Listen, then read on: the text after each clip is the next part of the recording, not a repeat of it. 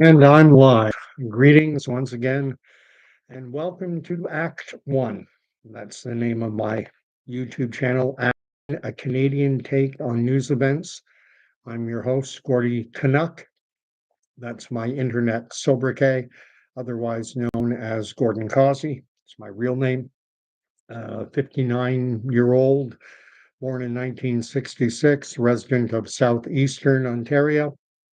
Uh, Referencing the picture off my shoulder there, I'm about 100 to 100 miles, 150 kilometers east of the big smoke known as the Six. I've never been a big fan of that designation, calling Toronto the Six, but whatever. Uh, I did live there. I did live in downtown Toronto, lived right on the subway line.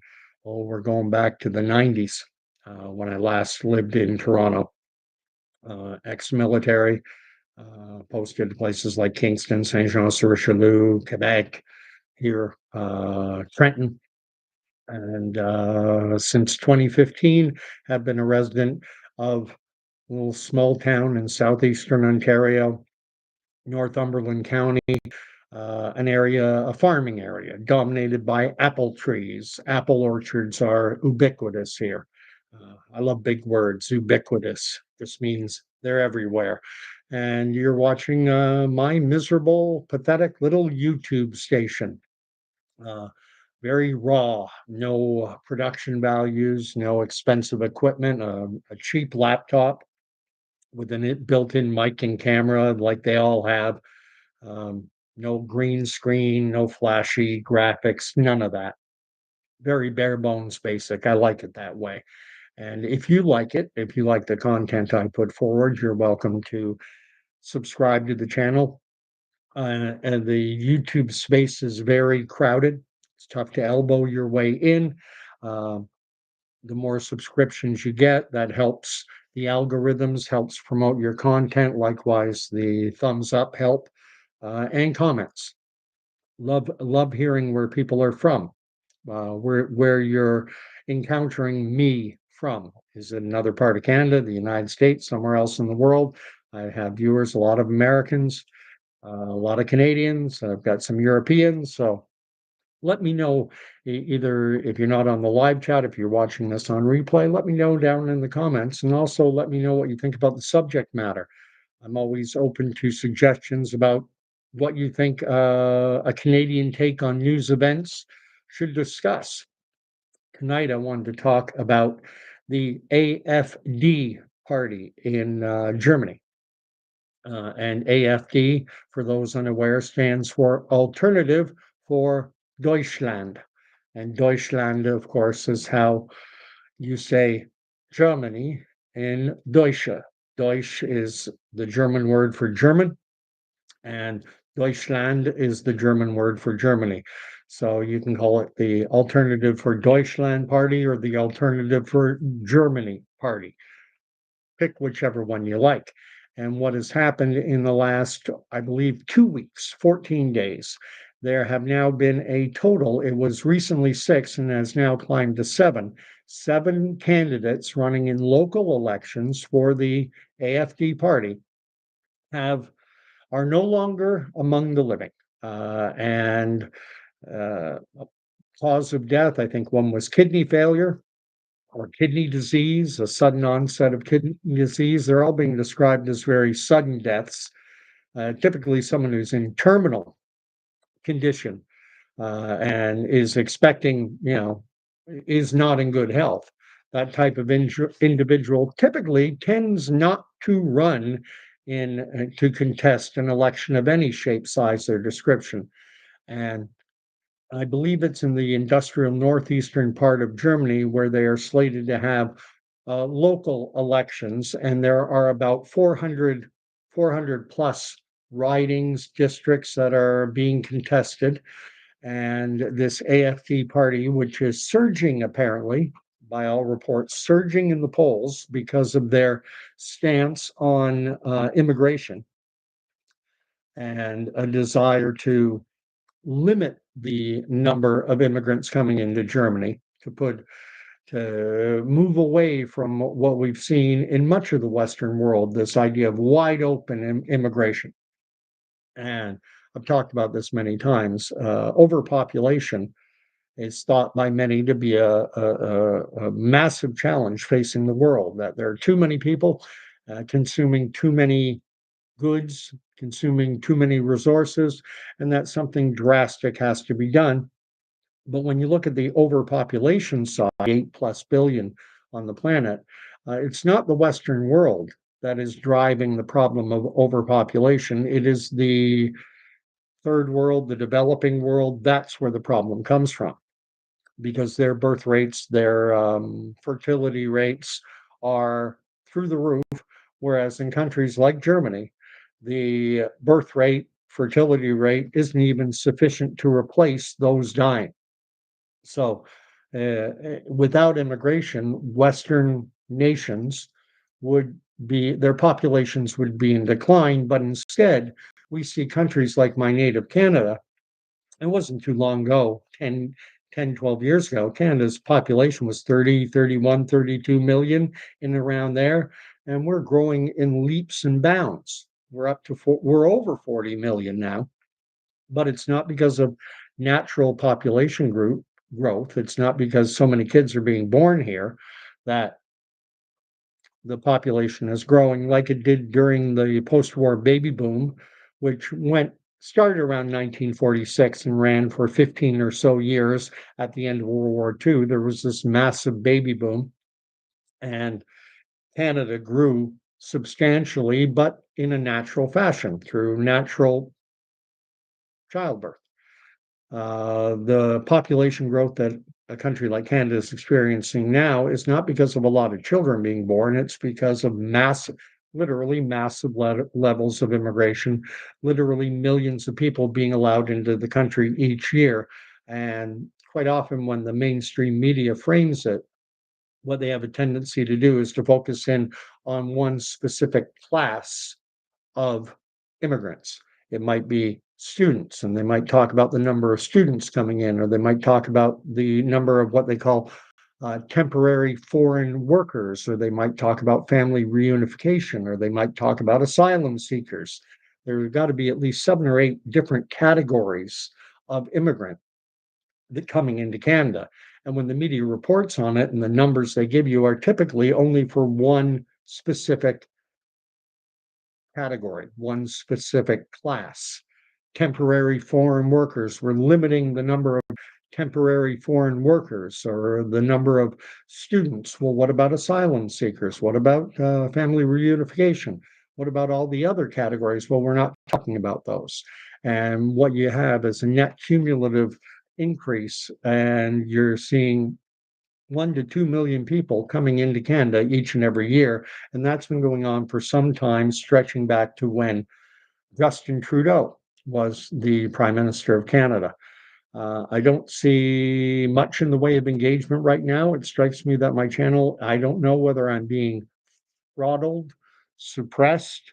I don't know whether my content is, uh, am I not talking about the right things, or not talking about or not talking about them in the proper manner?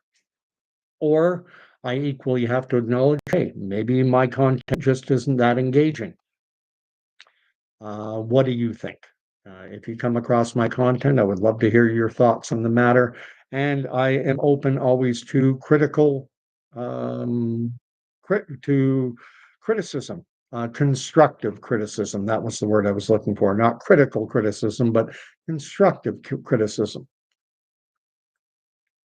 But at any rate, so now we have 7 candidates for this Alternative for Germany party.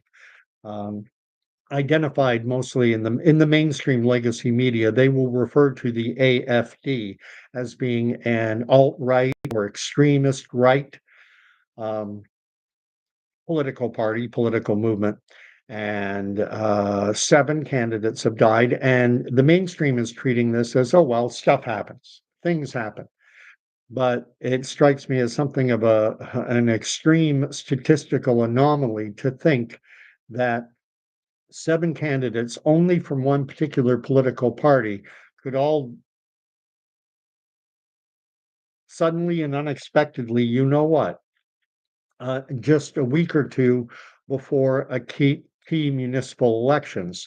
And municipal or local elections do matter on the immigration front because local governments are expected to bow the knee, so to speak, are expected to toe the line from their political masters at higher levels in terms of infrastructure development, designating places for, you know, making hotel rooms available for people coming in, making programs available at the local level for massive levels of people coming in, language training, skills training. There's all kinds of things that need to go on.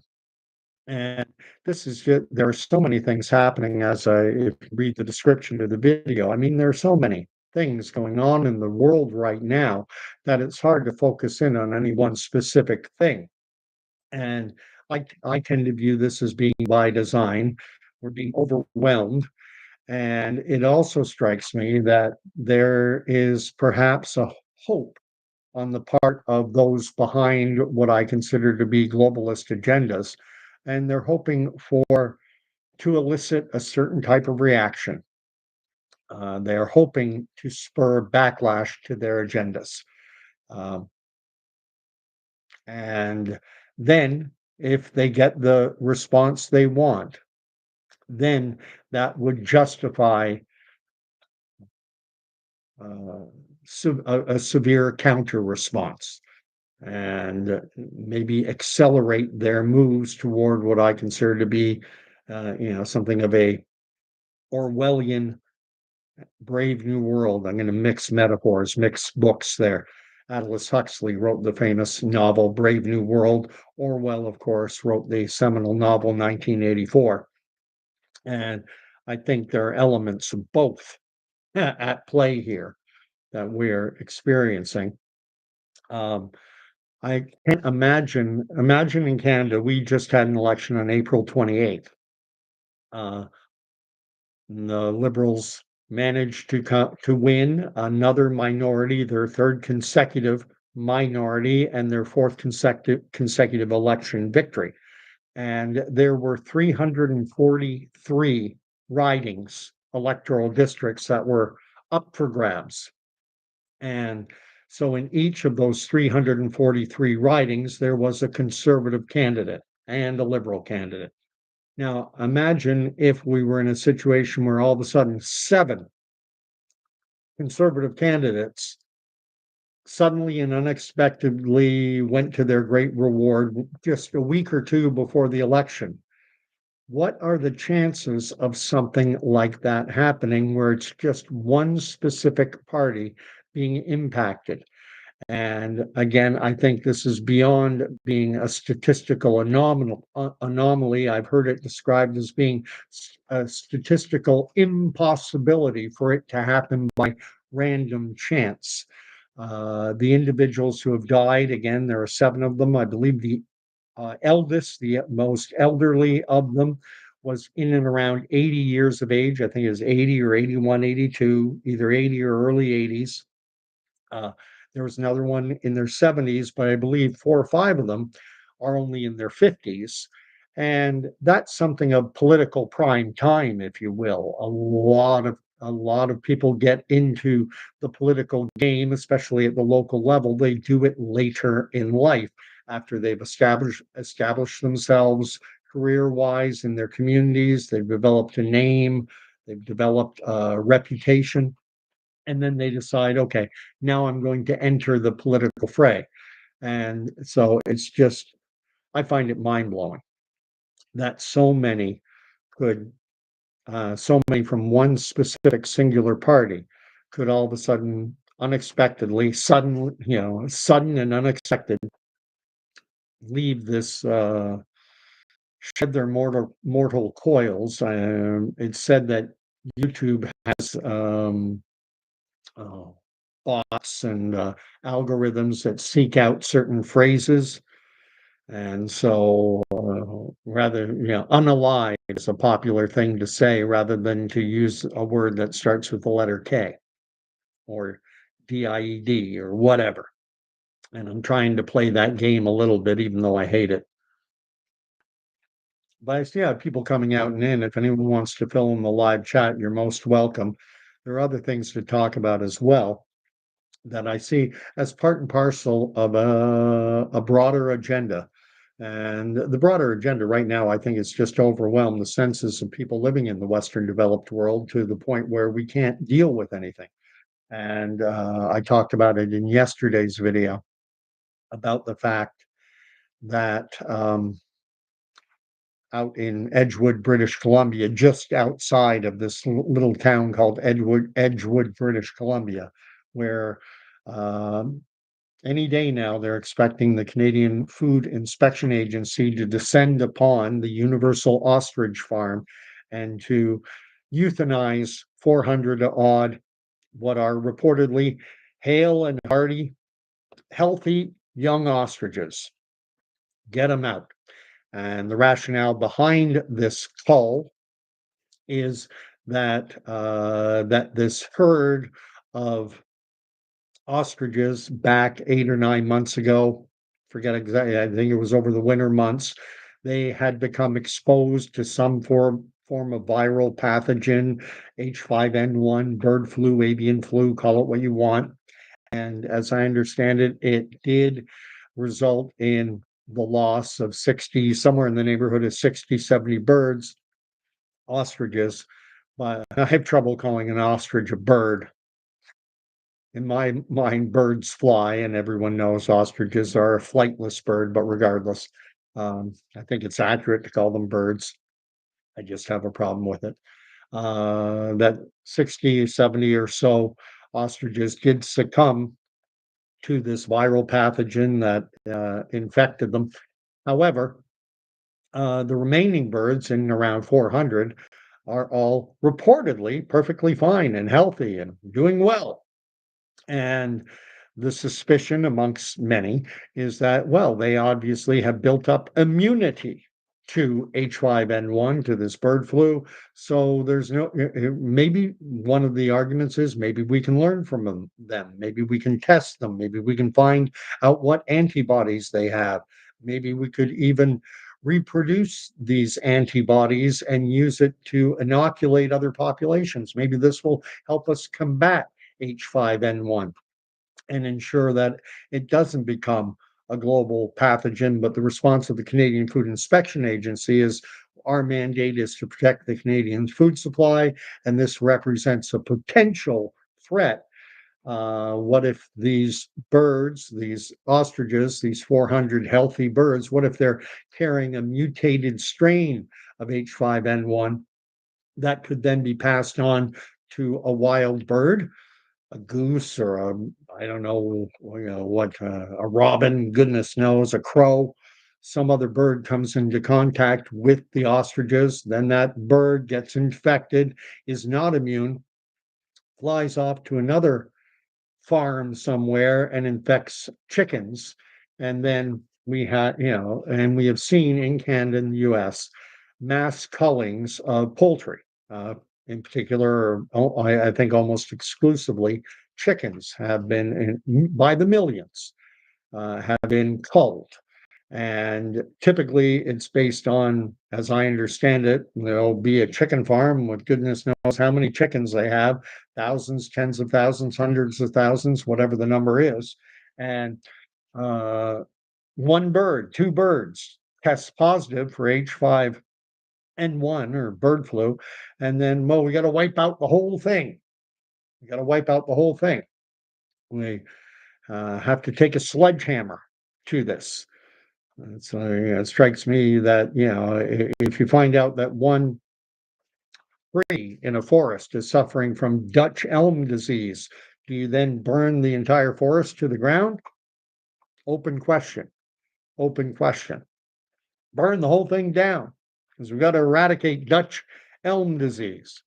That, as far as I know, that's never happened. But it further strikes me that the whole basis of the response to COVID was based on the idea, this narrative, that healthy individuals, people with no sign of illness, that they could transmit SARS-CoV-2. So I'm perfectly fine. I'm healthy. Yeah, but you got to stay home because you just got off a plane and you were in an area and it's possible you might be carrying the virus. So you have to go and stay in a prison hotel where the handles have been removed and women have made accusations of sexual assault. And too bad, so sad, because even though that's horrible to do, we have no choice. There's this concept that many might be aware of. I don't think it's widely known. There's a guy named Thomas Malthus, 1700s British economist, historian, uh, scientist, Thomas Malthus, and he put forward this idea. They're called Malthusian checks and balances in academic circles, that the planet, broadly speaking, mounts certain things happen naturally to keep the human population in check.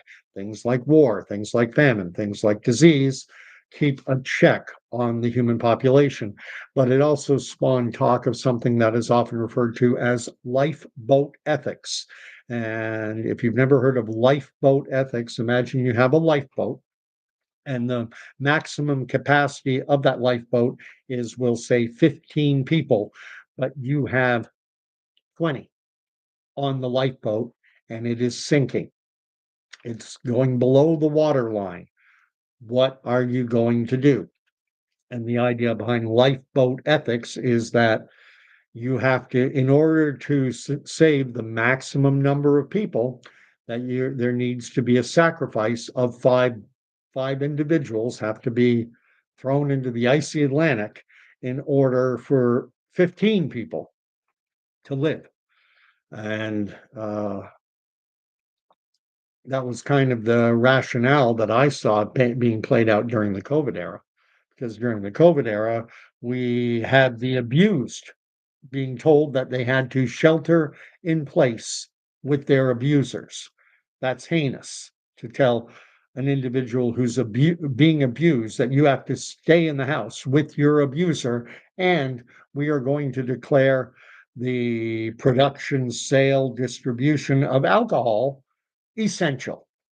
If you work in the alcohol industry, producing it, retailing it, distributing it, bottling it, that's essential. We got to get we got to get booze out to people, including to people who are abusers. We've got to get them their juice.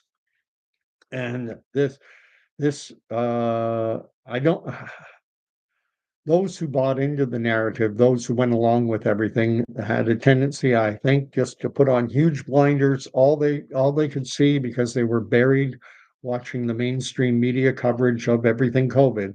They were just scared to death of COVID. And so if it means, throwing someone out of the lifeboat, well, we're all gonna die. Just crazy, just crazy. And what else is happening in the world? I put a few things down in the description to this video, and now they've uh, all escaped my mind. One of them was about, the transgender shootings that have been talked about recently, given it was in Minneapolis, I believe, at that Catholic church, where this young man, 22 years of age, identifies as transgender. He's a guy, I think his name was Robert, and he changed his name to Robin, or John, and he changed his name to Robin, and got his passport or his driver's license, got the gender identification switch from male to female, engaged in the shooting. And those who want to play the apologetics game uh, and say this is nothing unusual have pointed to, and sadly, there are a lot of shootings in the United States of America.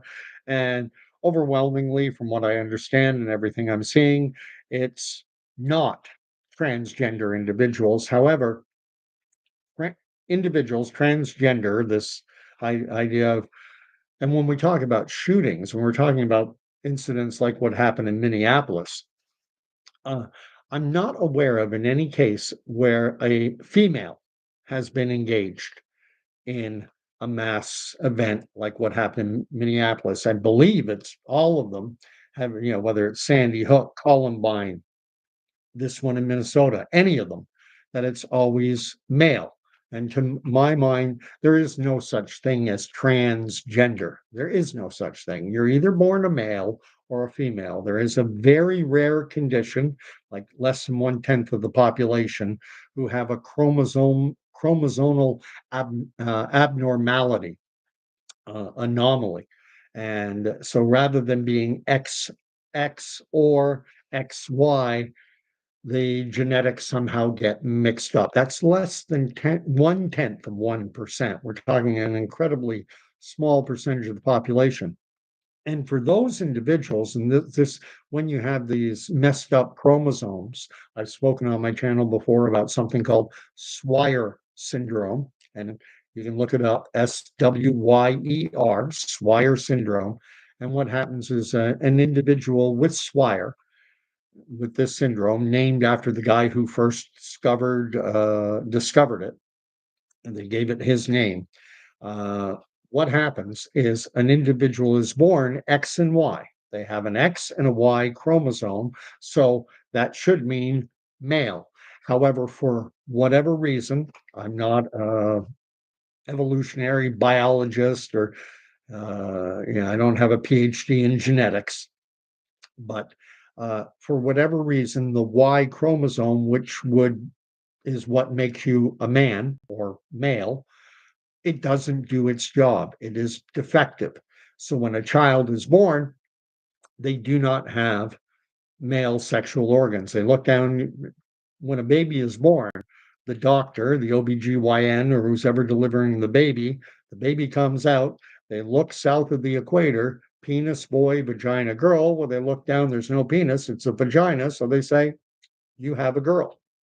And they don't do genetic testing right out. The baby is placed on, usually typically given straight to the mother, placed on her chest. The child might start breastfeeding immediately.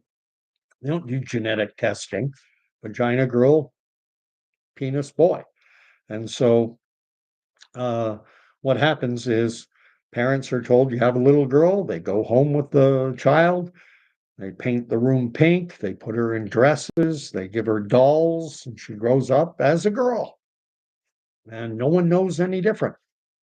Maybe she has some masculine traits, maybe she has some masculine features, maybe. I mean, but then there are women, genuine XX women, who sometimes have, squarish jaw, or, are not very well endowed upstairs or whatever. Uh, but it doesn't change their gender. So what happens with an individual with Swyer syndrome is they get to be this girl who's, her parents think she's a girl, she thinks she's a girl, and then she gets to be 12, 13, 14. And when the first menstrual cycle is supposed to come along, and 12, 13, 14, no period. And so the child will go get checked out medically. And that is when the diagnosis is made. And they say, look, we've discovered you have a very rare condition, incredibly rare, called Swyer syndrome. You have a Y chromosome, but the Y chromosome didn't do its job. So you didn't develop a penis or testicles or any, you have no male sexual organs. And in point of fact, there's where your ovaries are supposed to be, which would be what produce the eggs, which would mean you have a menstrual cycle. Well, you don't have ovaries either. Instead of ovaries, you have fatty tissue. And we have to intervene medically because that fatty tissue is very prone to malignancy. It can develop cancer. So we need to deal with your situation medically. That's intersex. That has nothing to do with a young man or a young woman who is genetically normal, but psychologically, mentally, inwardly, subjectively feels like they are the opposite gender. It's a completely separate issue, and it's existed for all of human history. There have always been boys who, growing up, thought, I should have been born a girl, and there have always been girls who thought they should have been born a boy. That is nothing different. The only difference is that in, I don't know when this started, 2015, I tend to think it was about 10 or 12 years ago, where the narrative somewhat flipped. And this idea that the broader society has to acknowledge the subjective inner feelings of a gender confused individual, that's when this notion started to gain traction, and it went completely off the rails. We started to allow biological men to compete with women and girls, and it became crazy.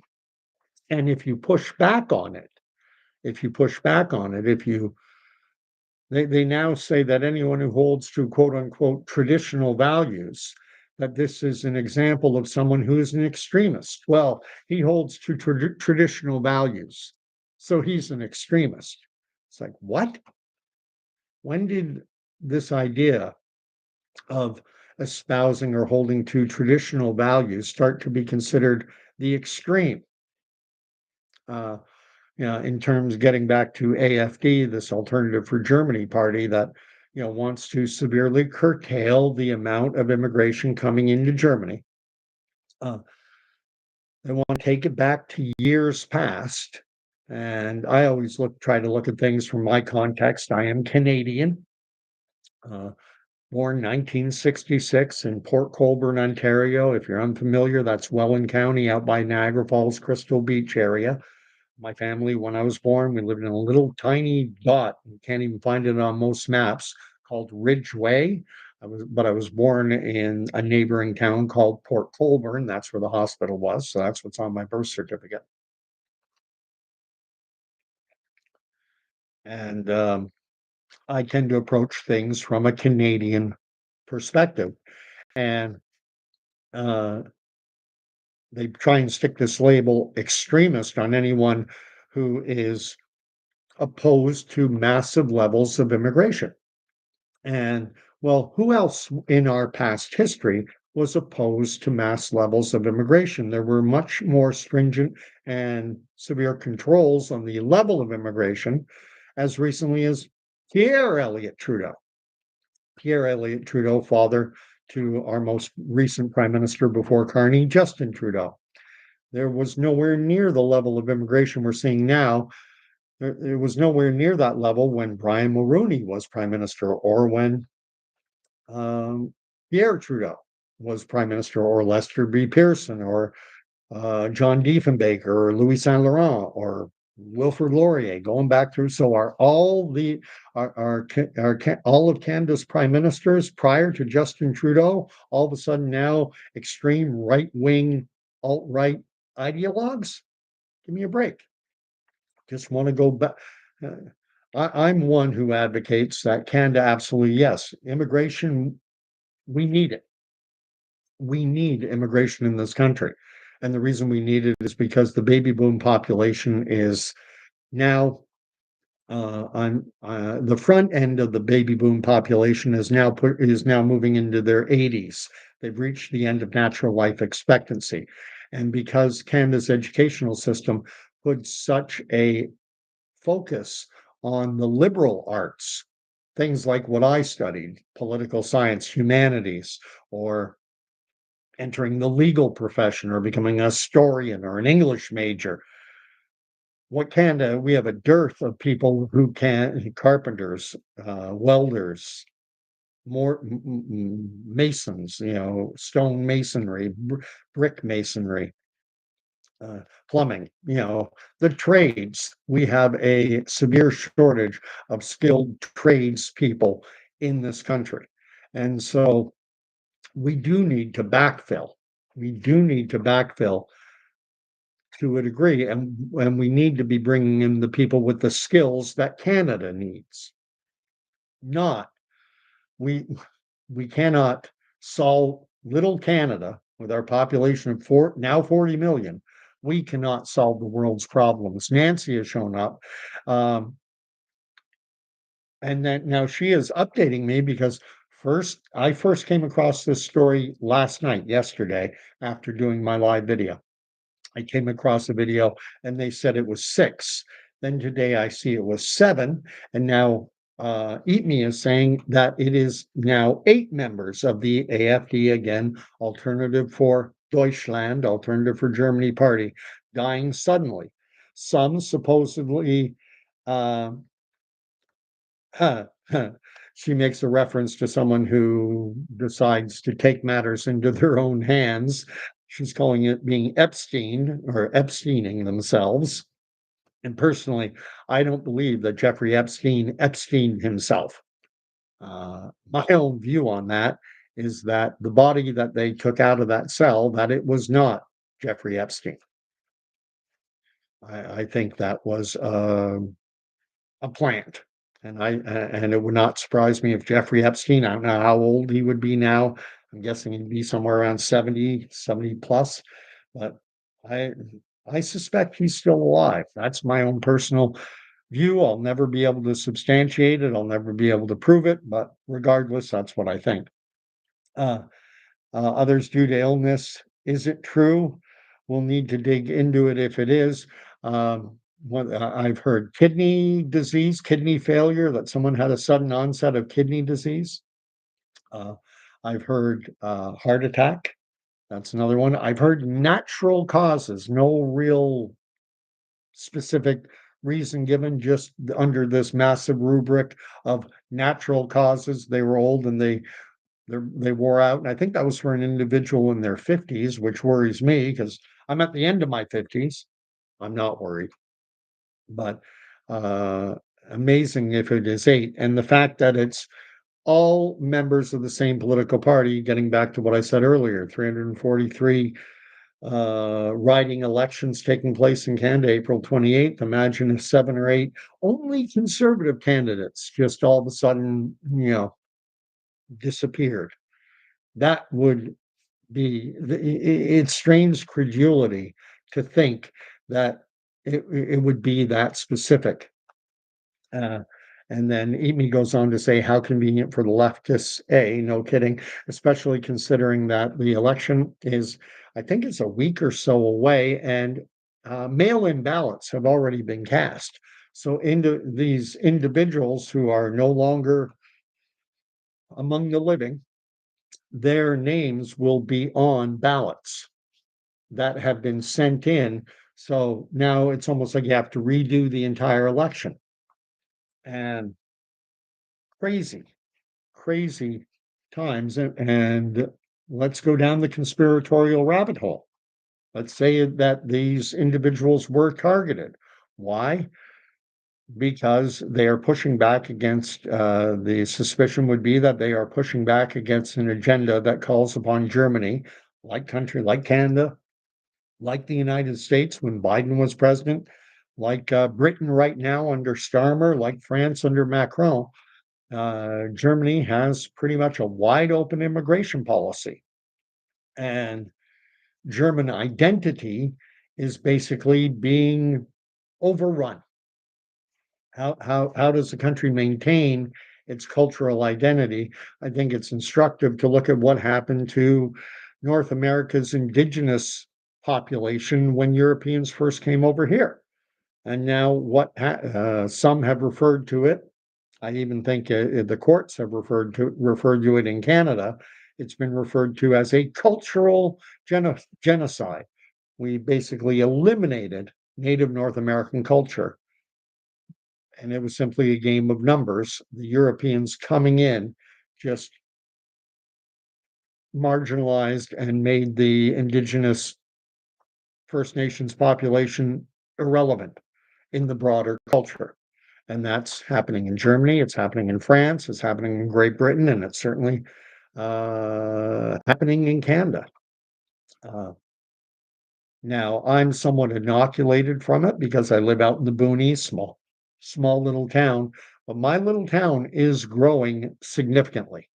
Not as, we're nowhere near Toronto, but there are housing developments going up all the time.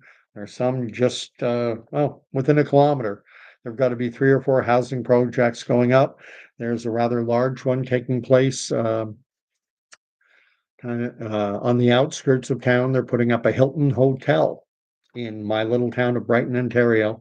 Hilton Hilton is putting up a hotel with 85 rooms, and in behind it is going to be townhomes. Boom, boom, boom, boom, boom. And so the population, little sleepy Brighton, is moving higher and higher. And they're talking about taking the GO train, which takes commuter traffic from outside Toronto into Toronto. The commuter rail line is being expanded. Right now, the train stops east in Oshawa, and from there you can get on a bus and you can go to Bowmanville. But they're extending the commuter line all the way out to Bowmanville. And Bowmanville is only about an hour away from where I live. And what happens now is Bowmanville is very much a bedroom community of Toronto. People get on the bus or they drive to the Oshawa GO train station. They go and they work in Toronto. They come back, rinse and repeat in reverse. They come back on the train, get on the bus or the car, drive back to Bowmanville. Well, once there's a GO train station in Bowmanville, then you will have people taking the bus or driving from Port Hope or Coburg. And then how long until the GO train moves to Port Hope? And you just take this GTA behemoth that just keeps getting bigger and bigger and bigger, expanding further and further and further. And I'm wondering, for how long will all those apple trees that dominate the landscape here, how long until they're replaced by high rises, by condos, by whatever? Let's see what Emi has written. She's written, let us not forget Romania's election. A so-called right-wing party was elected and the EU nullified the election. And this is what I love about Nancy. Nancy is the name of the individual who writes under the YouTube username Eat Me. She brings a lot of things up that I'm not aware of. She's very well informed, very similar to myself. But you can only take in so much. And this is what I love about having this station. I have individuals like Nancy come along, and I did a video about it recently where I talked about Chrislam, this seeming merger between Christianity and Islam, and there are players attempting to formulate a new religion, Chrislam. Another ambulance just went down in front of my house. Seems to be a nightly event. I've got to read up on Romania's election. There's so many things happening in the world right now that it's almost nigh on impossible to keep up with everything. But I prattled on now for nearly 45 minutes. Eat Me, I know you came on a bit later, but you didn't miss much. You didn't miss much. You seem to be fairly up on what's happening in Germany. You've updated me. You're saying that now it's 8. The last number I had heard was 7, that it went from 6 to 7. Well, it wouldn't strike me as unusual. Well, if something's going on, why would they stop at 7 or 8 or 9? And I'll just wrap it up with what I think is coming.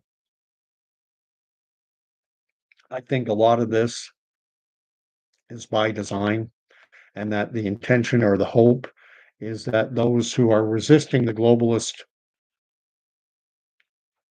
agenda, this globalist initiative, that they will respond in such a manner that governments will be able to sell draconian measures to confront the reaction. And I almost feel like, when you see it in sports all the time, it's called baiting, where you bait someone, you want them. Come on, what are you, chicken? Chirp at people, bait them, hoping to get a response. If you're on the hockey rink, if I can get a good player or an important player on the other team, if I can bait them, if I can chirp at them and get them to instigate a penalty, get them to instigate a fight with me, then potentially I can have them kick. They can be removed from the game, and that that hurts that team's chances of winning the game. And so, yeah, baiting. This is what I think is happening right now. Is they're pushing things intentionally in hopes of eliciting a severe response. And my advice would be to be incredibly careful, cautious. Remember, and this is something that worries me, is that I am seeing anti-immigrant sentiment being expressed openly.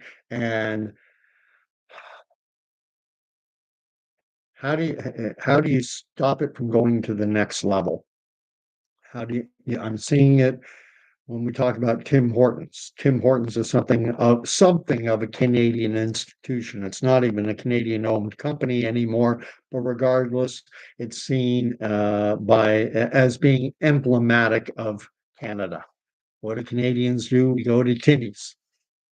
And now a lot of Tim Hortons are employing, and even here in Brighton, where I live, the Tim Hortons has a quite a large some East Indian, no young girl working there from Nepal or maybe from Africa. You have individuals coming in and they're doing these jobs, and there have been all kind of posts going up on social media platforms and making derisive comments about Tim Hortons, and it's very much anti-immigrant. And this is where things get dangerous, because how long might it be until someone takes things a step too far? I'm trying to be very careful in my wording. Um, Everyone who watches my station on a regular basis knows that I am a professing Christian, and they know that in the book of Revelation, and I forget chapter and verse, but it's the great white throne judgment, where the saints are all there, all have been washed clean of their sins, and there is every language, every tongue, every tribe, every people. We're all going to be there at that event. Those who endure until the end and do not deny the divinity of Christ are going to be there, but it's going to be every nation, every language, every tribe, every degree of skin tone and melanin content is going to be there. And we have to remember do not forget our humanity. There's a tendency when people are under threat or when they perceive themselves to be under threat, that is when overreaction can happen. And there's a tendency, the world is very, it's a complex world. There are so many different people out there. And you can't, it's unreasonable to expect everyone to get to know everyone else on an individual basis. And so it's something of a default of the broken human condition for us to compartmentalize people and say, well, people from China, this is what they're like. People from India, this is what they're like. People from the Philippines, this is what they're like. People from Africa, this is what they're like. And that is not a healthy situation. We do need to get to know people on an individual basis. When you see this growing sentiment talking about uh, all the Indians working at Tim Hortons, it can lead some individuals to automatically default to everyone from India is bad. And how do you know someone's from India? Well, you look at their skin tone. And I'm speaking as an individual. My wife is from that part of the world. She's not from India specifically. She's from the neighboring country, island nation of Sri Lanka. But in terms of racial makeup, Sri Lanka and India. It's like Canada and the US. Canada and the US for the longest time have been traditional countries of people who are of European descent. Well, India and Sri Lanka share the same basic racial makeup. And I have trans or I just said trans racial. I was going to say transracial, multiracial children. And I don't want them to be judged by their melanin content. I want them to be judged by the character of their being. What's he me writing? Uh, Eatme's writing, I can confirm 3 out of the 4 employees at Tim's on Newman, uh, uh, at Tim's on Newman, I guess that's a street in her area of Montreal, are all East Indians. So far, 15,000 companies have been reported to hire temporary workers. We'll send you the link. And this is something Nancy's amazing at. And this is something that is happening by design, in my view. And I don't want to blame the individuals coming over. I want to blame the government for allowing it to happen. And people will make the argument. They'll make the argument and they'll say the reason we have to do this is because um, Canadian citizens, those born here, that they're unwilling to work at those jobs. They're not willing to go work at Tim Hortons. Well, would they be willing to work there if they were making $25, $30 an hour? And Tim Hortons had to suffer, their bottom line had to suffer. Tim Hortons is owned by a hedge fund. I forget the history. I mean, it was owned by Tim Horton. He started the chain, but eventually it was sold to multinational hedge fund type corporations. And one time it was owned by Burger King. And uh, by paying a dividend, well, reduce the dividend, pay your workers more. Well, if we can bring in lots of temporary foreign workers and students coming in who are willing to work for minimum wage, well, then we don't have to do that. It was famously, the places like Fort Mac in Alberta, where the oil sands is big. They were saying that people working at Tim Hortons were making $25 an hour because that's what the market would bear. If they weren't willing to pay that, then they'd have to close up shop. Um, so at any rate, I'll leave it there.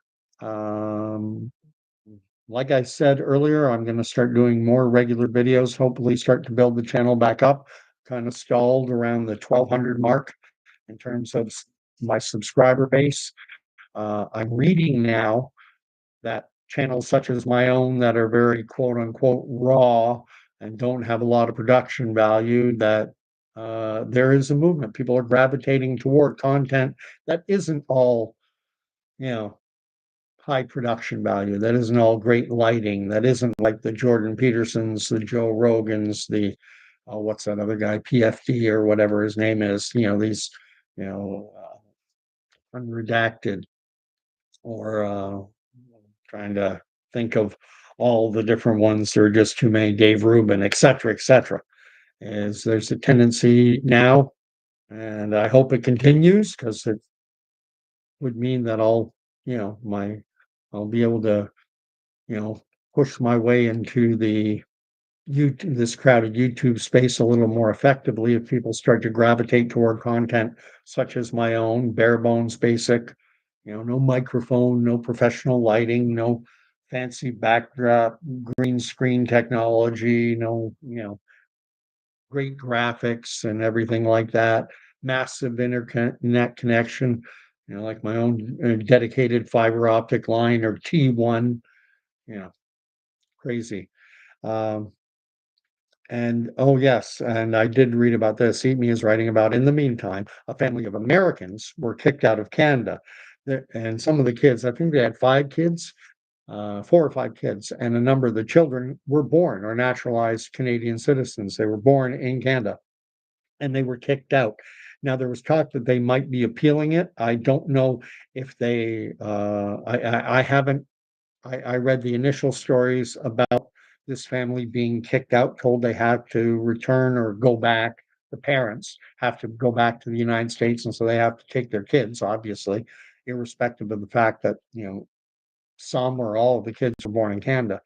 Um, and there was the article I was reading was talking about an immigrant. They were talking to an immigration lawyer who was not representing the family, but the immigration lawyer was saying that they still had avenues to pursue, and that if they were clients of mine, that this is what I would recommend.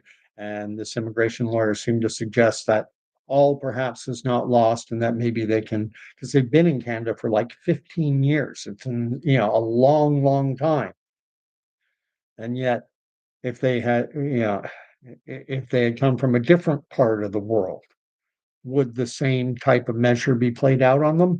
And I suspect not. Suspect now, well, we're not going to send you back to India, to Bangladesh, to Nepal. You can stay. You've been here 5 years, 10 years, 15 years, but this American family, well, sorry, you've got to leave. Uh, in the meantime, a family of Americans kicked out of Canada, their kids born here, and they worked and paid taxes. Yep, productive members of society. Uh, and she's saying it's a melanin colored world. Uh, and it's unfortunate. And what's mostly unfortunate is with everything happening, it's hard to get everyone galvanized. What happened with COVID was something of a unique experience in that it was a major issue, but it was the major issue that pretty much everyone was focused on. So everyone with an inclination toward pushing back against government overreach had a specific issue on which to focus. COVID. And what did we see? We saw the Ottawa trucker convoy. And it was the truckers, it was everyone who was opposed to all the draconian overreaching government measures, that it was called to end all the mandates, the passports, the masking, the distancing, all the stupidity we lived with for 2+ years. It was called to end all of it. And but everyone was focused on it. Now that focus isn't there anymore. Some are concerned with what's happening in British Columbia, and justifiably so, with these ostriches. They seem to be using this as a litmus test for the narrative that you have to get rid of the healthy to protect everyone else. These birds are healthy. Yeah, but they could. It's possible. And as I mentioned in that video of yesterday, according to reporting coming right out of a Kelowna Radio 1150 News Talk Radio. They had published an article and saying that the owners of Universal Ostrich Farm have been ordered not to have their animals, their ostriches, tested independently to prove that they're healthy, to prove that they don't need to be euthanized. So, so there's that. I do this. I go down a route, or I head off in one direction. I don't bring it back. Well, I'm bringing it back this time. So you have that. So some people are focused on that. Some people are focused on what's happening in Germany now with this AfD party, and that's their focus, and they're not concerned. Others are concerned with this family in Quebec, a large family. I forget how many kids. I think they've got 4 or 5 kids living in Canada, productive members of Canadian society. Their kids are going to French school, for goodness sakes. You'd think they would love that in Quebec, parce que dans la province de Québec, ils ont inquiété que les immigrants, souvent, ils veulent pas apprendre la langue française. In Quebec, they're always concerned that people coming in, that they don't want, new immigrants are not wanting to learn French, and they're going to Montreal, and they're integrating with the Anglophone community of Montreal, and diminishing the French fact of Quebec, et cetera, et cetera. You'd think it would be an ideal. You got a family, originally American, coming into Quebec. They've learned French. The kids are going to French school. Man, oh man. So some people are focused on that, but we're focused all over the place. And there's no unity like there was during the Ottawa trucker convoy. And I think that's by design. And I think the hope is that, and then they can just play the game, the ad hominem attacks of just sticking these pejorative negative labels on anyone. Some are concerned with, all these transgender guys, all these guys who mistakenly think they're women who have reportedly engaged in violent acts like we just saw in Minnesota. And when you look at, the percentage of the population of guys who are confused about their gender and think they're women, it's infinitesimally small as a percentage of the broader population. So on a proportional basis, how often should one of this incredibly small number of guys who are gender confused, how often should they be engaged in a violent attack? Should be next to never. It should be like once every 10 years. And yet it seems to be happening now on a consistent, regular basis. It's disproportionate to their size and the general population. Guys only make up half the population to begin with, roughly. Canada's 40 million. We'll deal with the US. US is 350 million. So you have roughly 175 million guys. And how many of those 175 million guys don't recognize basic reality that they're a guy and they think mistakenly that they're a woman? A teeny tiny little percentage. And yet they seem to be responsible for a disproportionate number of violent attacks that are taking place, like we just saw in Minneapolis. Wick News is here. Hey, Wick, I think I know Wick News from follow him on Twitter, uh, saying that liberals are mean people. Often they are. They're bullies, certainly. They don't want to engage in thoughtful discussion. They are convinced they know. I'm right. I know the truth. And so because I am a defender of the truth, that gives me license to behave in any way I feel needed. The end justifies the means. And so if you disagree with me on this gender identity stuff, if you disagree with a liberal, then they're going to call you transphobic. You suffer from transphobia.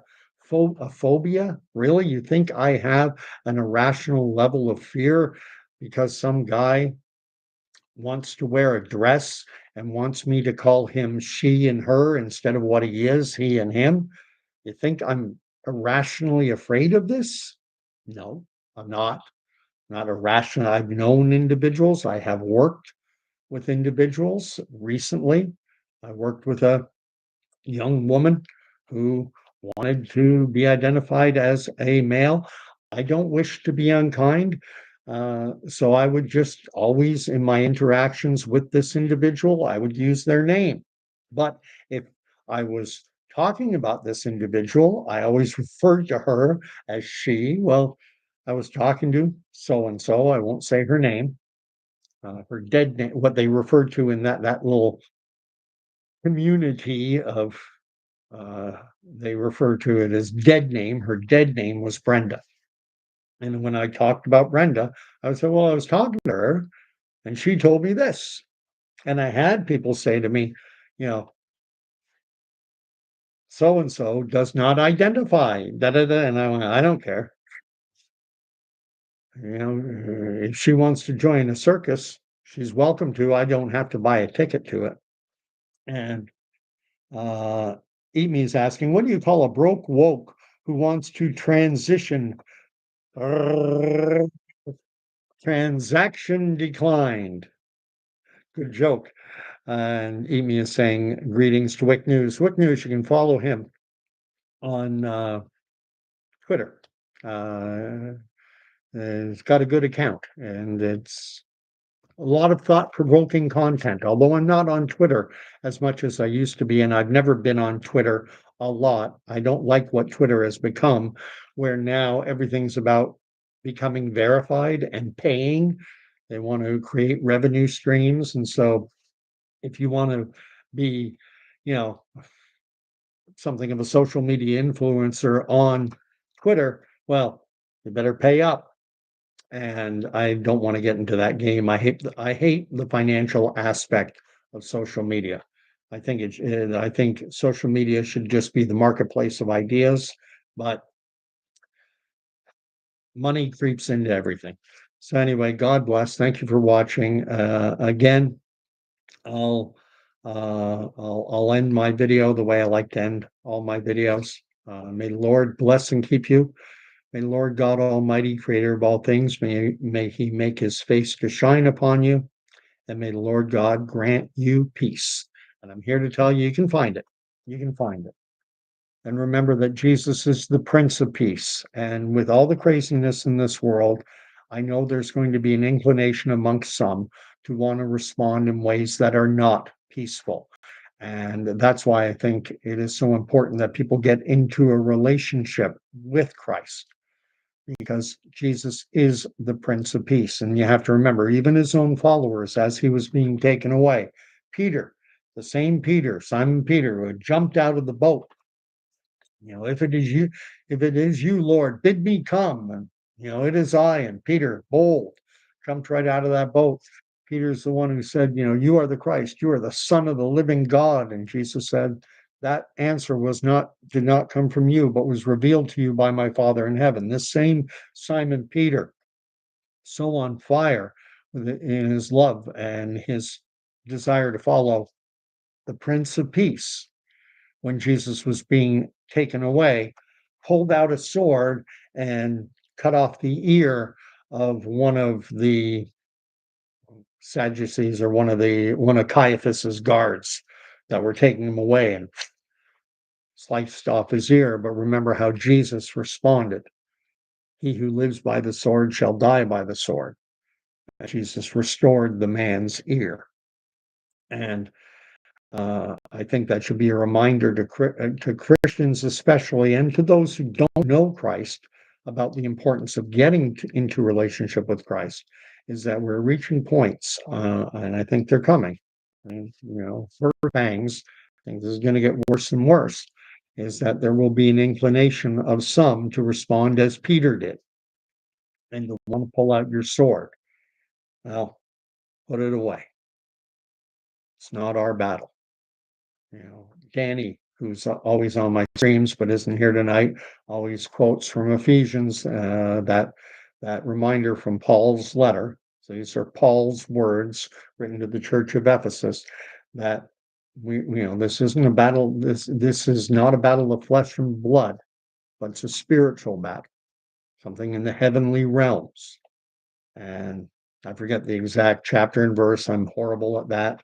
I know my Bible well, read it cover to cover, but when it comes to remembering specific chapter and verse citations, I fail. I can often get the book, we do not wage battles of flesh and blood, but this is spiritual warfare in the heavenly realms. I know that's in Ephesians, chapter 3, verse 10. I forget what the chapter and verse is. So anyway, God bless. We'll see y'all in a night or two, and we'll see what we're talking about then. There's never going to be a shortage of things to talk about in this crazy world. So talk to you soon. Eat Me, Wick News. Both of you, thanks for showing up. Hope to have you back, Wick News. I appreciate you dropping by. Good night.